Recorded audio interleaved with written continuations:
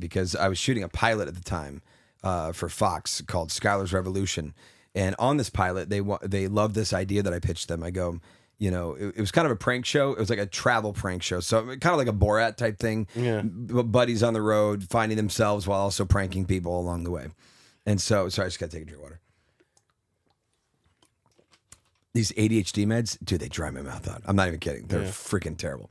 So in this pilot, I pitched them. I go, I want to call celebrities as other celebrities and see if I can convince that celebrity that I'm the celebrity that's calling them. And they were like, we like this. We like this a lot. And so we did a couple practice runs. The first thing I decided to do was I actually called up Harrison Ford on his cell. And we put it on speaker. We were on an RV on the way to Vegas. And I called him up and he picked it up. It was his cell. There was no assistant. He just picked up the phone. He's like, hello. And I just went right into Vince Vaughn. I was like, by the way, I'm losing my voice because I just did 4 shows this weekend. So I don't even know if this is going to sound exactly how I usually do it. But I go, let me take one more drink of water for this. You can cut all this out, right? Yeah. Okay. Yeah. Or we'll leave it. Show the real behind the scenes. So Harrison Ford picks up the phone. He's like, hello. And I'm like, hey, baby, it's Vince. I go, I got your number from Jim, because that's his agent's name. And he goes, what? He goes, Jim. Hey, baby, it's Vince Vaughn. I got your number from Jim Burkus. And he's like, oh, hey, Vince, how are you? Because they both had the same agent. And I'm like, I'm doing good. It looks like I got a little project. I want to talk to you about. And right now, I want to if you have a little bit of time to go over it, because I love to work with you, okay? I've always wanted to work with Indiana Jones, and you probably want to work with the guy from Swingers. I did this whole thing, and I went on and on. And he completely bought it to the point where, like, he got so excited about the script that I was going to send over. And then I got a little nervous. I'm like, I just got Harrison Ford excited about a project. It doesn't exist. It doesn't exist. And poor Vince Vaughn, who like has nothing to, like, you know what I mean? Like, what if all of a sudden they run into each other apart and he's like, hey man, I was really hurt that you like never sent me that script. You know what I mean? Yeah. Like, am I like causing problems now? Like, It's a shame you couldn't do Harrison Ford and call Vince Vaughn and then put them together. they do both sides of the call. And so then they love that. And so like, this is great. We want more of these. And I'm like, the show was not supposed to be celebrities calling, fake celebrities calling real celebrities, but it was starting to feel that way. Like they kept saying, we like these so much, we want more of these. And I was like, well, that's going to change like the vibe of the show. You know what I mean?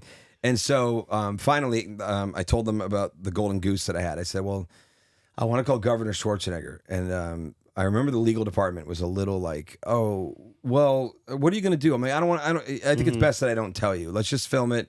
If you can't use it, you can't use it. But I don't want you guys to like get in my head. And so I called him, and a secretary answers, Governor Schwarzenegger's office. And like, you think butterflies in the stomach? Like, calling Harrison Ford gave me a little bit of a euphoric, like, whoa, this is weird. It was almost like a Vicodin kicking in or something. This was something else. I mean, I'm calling the governor. Right. And that's like, even if you block the call, they can figure out who you are. That's just, you know what I mean? So they go, Governor Schwarzenegger's office. And I was like, oh, assistant. I didn't even think about that. I'm like, so I act like an assistant too. I go, hi, I'm Michael Douglas calling for the governor. Like I just did like a quick little like, just kind of, I want it to sound like a little bit of an effeminate assistant. You know what I mean? Yeah, yeah. And she goes, 1 second, please. And then all of a sudden, she comes back and she goes, I'm sorry, the governor's going to have to take a number and call back. Did you say it's for Michael Douglas? And I go, yes. She goes, yes. So what's his number? She goes, we have a number on file, but I go, yes, this is, he has a work cell that he's working on right now. And she's like, absolutely. She didn't even like blink. Yeah, She was like, sounds great. Perfect. So I give the number 310, whatever. And she calls back. And or then actually about 2 hours had gone by, and we all just kind of said like they're not going to buy it. They cross-referenced the number, they texted him, they emailed him, they called an assistant. I mean, Michael Douglas and Arnold Schwarzenegger are like decades old friends. It was like Warren Beatty, Nicholson, DeVito, Schwarzenegger, Douglas. They all ran together. Like they were all buddies. And so, dude, I'm so sorry I have to keep getting to drink water. It's okay, enjoy. Plenty where that came from. You guys got this Fiji water. No, that's from the sink. Oh, okay, gotcha. You just rinse out the bottles. That's why I said plenty where that came from. Okay. So so they call back, and the cameras were barely ready. Like we had just stopped filming whatever we were doing. The cameras weren't even rolling, and it's ringing, and it was blocked. It said like anonymous caller, and I go, guys, turn the cameras on.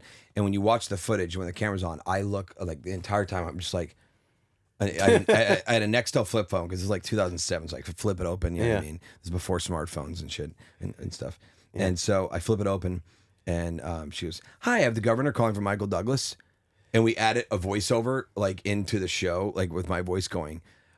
As you know, earlier I called the governor. Right. I didn't think that he was going to call me back. You know, that's like the voiceover that comes in. And then all of a sudden, like on cue, right after that voiceover, you hear, "Good evening, Michael. How are you?"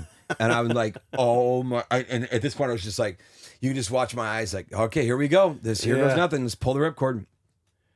And I go, "Hey Arnold, it's Mike. Just wanted to give you a call. Me and my wife, Catherine, wanted to have you over for dinner. We're doing a dinner for my father, Kirk. You know, as you know, he's getting up there, and he's like, "Oh, Michael, I would love to come over. When is this dinner going to be?" You know, I'm like, and it was Friday, and I said Sunday. I go, "It's going to be this Sunday." And he goes, "I would have to check some things and move some things around, but I'd be very interested in coming over, especially to celebrate your father and all this stuff." You know what I mean? And I don't do Arnold, but and so the next thing you know, he goes, "Was there anything else you want to catch up on?" And I just said, one of the things I want to talk to you about, me and my wife, Catherine, we were talking about. Maybe I'd like to run for something too, like maybe something in the Senate. And he was like so excited. He goes, "Michael, I'd be more than happy to talk to you about this." Like he was just almost like, "Oh my God." I think he was like seeing dollar signs, like, "Ooh, Hollywood's going to run this whole state." You know what I mean? Like, he got really excited. And so he goes, "I'll have my assistant follow up. We'll be in touch." Yeah. This is a true story. What happens next? It was a 7-day shoot in Vegas. That took place on the 5th day. So 48 hours later, we're now, it's the 7th day. We've wrapped, and we're literally, we go out for the wrap party, and we get annihilated. I'm not sober at this time in my life. I'm blacked out. I have a huge party. We went for it. We didn't go to bed that night. And so I get back to the hotel room, go to bed about 7 a.m., and like 8:30 in the morning, I've been asleep for an hour and a half. I'm surprised the vibrating even woke me up, but the vibrating, my phone was going, vroom, vroom, vroom, and it would not stop ringing. They were calling me over and over and over. Finally, I pick up the phone. I flip it open, and it says anonymous call. And I'm like, I wasn't even thinking. Oh, so boy. I just pick up the phone. I go, "Hello?" And they go, "Hi, is Michael Douglas there?" And I go, I'm like, remember, I've decimated my mind. I'm an hour and a half into sleep. And I go, "What?" I'm not even prepared. I go, "What?" And they go, "Yeah, that's what we thought. Now, this isn't Michael Douglas, is it?" And I go, and now I realize, like, I might be in trouble. Yeah. And so I immediately switch. I think, okay, maybe the only way out of this is they can prove that this phone called, but they can't prove that it was me that did it, right? Because I was affectating my voice, you know what I mean? And so I go, Michael Douglas, the actor, and they go, "Yes, Michael Douglas, the actor." I go, "No, this is not Michael Douglas, the actor. I think I'd be doing a little better in life if I was Michael Douglas, Yeah. And he goes, the guy goes, "Well, okay. So if this isn't Michael Douglas, and maybe this is just somebody that decided they wanted to act like Michael Douglas, for a goof, maybe that person should next time think about the fact that you're calling an officiant of the state. You're calling a man whose schedule is made weeks in advance, who runs a state that is the largest state in this country." He goes on, blah, blah, blah, blah.